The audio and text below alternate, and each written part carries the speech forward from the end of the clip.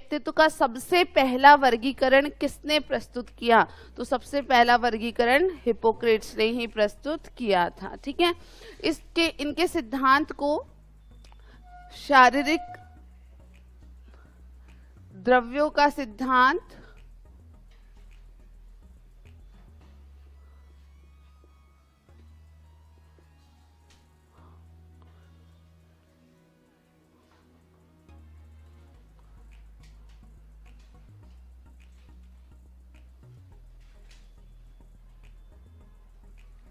Theory of body humours या theory of 4 humours कहा जाता है। यहाँ ये बॉडी ह्यूमर है जो स्पेसिफिक नाम है जो हमारे शरीर के अंदर के द्रव्य हैं उनके लिए। ठीक है, तो 4 शारीरिक द्रव्यों की इन्होंने जो बात की वो कौन कौन से थे?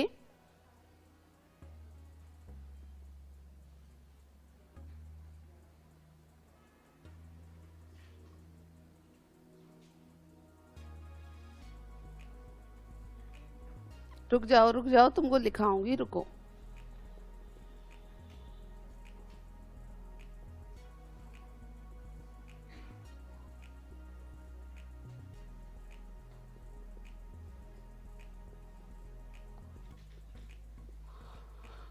तो ये 4 थे, ब्लड, फ्लैग्म, येलो बाइल और ब्लैक बाइल, जिसको हम हिंदी में नाम से जानते हैं रक्त, कफ, पीला पित्त और काला पित्त। ठीक है, अब जो हिप्पोक्रेट्स का विचार था वो ये था कि किसी व्यक्ति के शरीर में इनमें से किसकी मात्रा अधिक है उसी आधार पर उसकी व्यक्तित्व को समझा जा सकता है। ठीक है, कि अगर रक्त की मात्रा अधिक है तो विशेष प्रकार का व्यक्तित्व बताया, कफ की मात्रा अधिक है तो विशेष प्रकार का व्यक्तित्व बताया, येलो बाइल या पीले पित्त की मात्रा अधिक है तो अलग प्रकार का व्यक्तित्व, और काले जो पित्त है उसकी मात्रा अधिक है तो अलग प्रकार का व्यक्तित्व। तो क्या नाम दिए वो अपने को याद रखने हैं। इनको कहा सैंग्विन,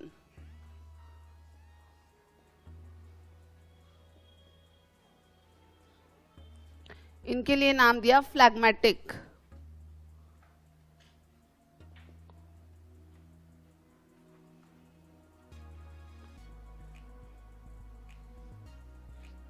इनके लिए नाम दिया कॉलेरिक,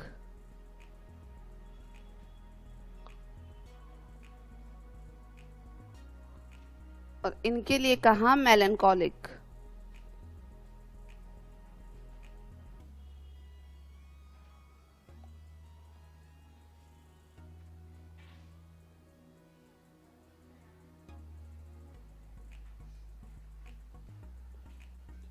अब इन सब की विशेषताएं भी बताई। ठीक है भाई, ये तो नाम दिए व्यक्तित्व को कि जिसमें रक्त की अधिकता है, ब्लड की डोमिनेंस है जिसके शरीर में, उसके व्यक्तित्व को क्या नाम दिया इन्होंने? सैंग्विन। ठीक है, जिसके शरीर में कफ की अधिकता है उसके व्यक्तित्व को क्या नाम दिया? फ्लैग्मेटिक।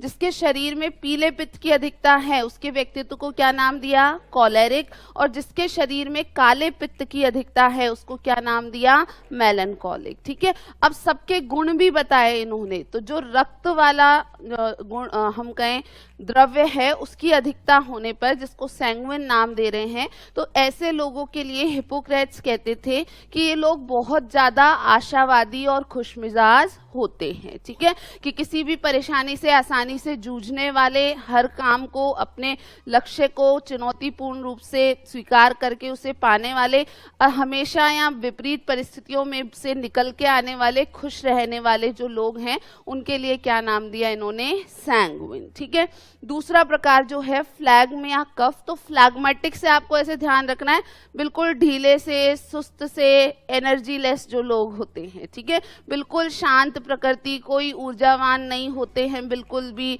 कोई काम को भी ऐसे करेंगे तो जैसे ठीक है कर लिया। तो फ्लैग्म या कफ से बहुत ज्यादा लैक ऑफ एनर्जी की बात करी कि इनमें ऊर्जा की बहुत ज्यादा कमी रहती है। इनकी अगर बात करें पीले पित्त वाले जिनको कॉलेरिक कहा है, तो जो गुस्सैल चिड़चिड़े मिजाज वाले लोग होते हैं कि इनको बहुत जल्दी तो गुस्सा आ जाता है, कभी बात करो तो हमेशा चिड़चिड़े ही आपको जवाब देंगे, तो नक मिजाज जिनको हम कहते हैं, ये सारी विशेषताएं किससे लिंक करी उन्होंने?